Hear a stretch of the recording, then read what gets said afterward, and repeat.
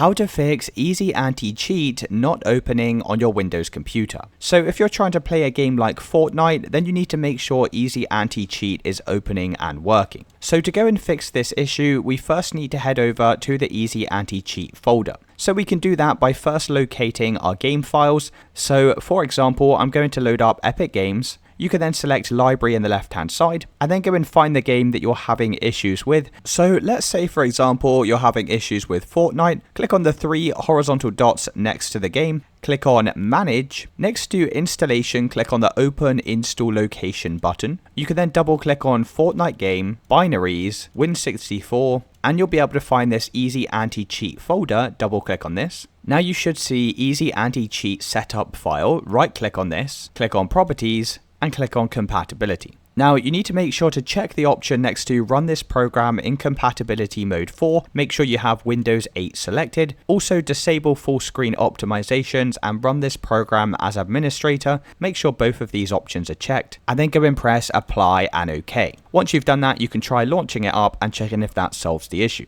If it's still not working, then go and open up the Start menu on your computer, search for Services and click on this window. You can then scroll down until you find the Easy Anti-Cheat service. So you can see it's this one here. We're just going to double click on Easy Anti-Cheat, make sure the startup type is set to automatic, and then go and press apply and OK. And we're also going to do the same thing for Epic Online Services as well. Just double click on this, change the startup type to automatic and press apply and OK. Once you've done this, you can restart your computer and you should now be able to load your game without any issues. Let me know in the comments if you found this video helpful.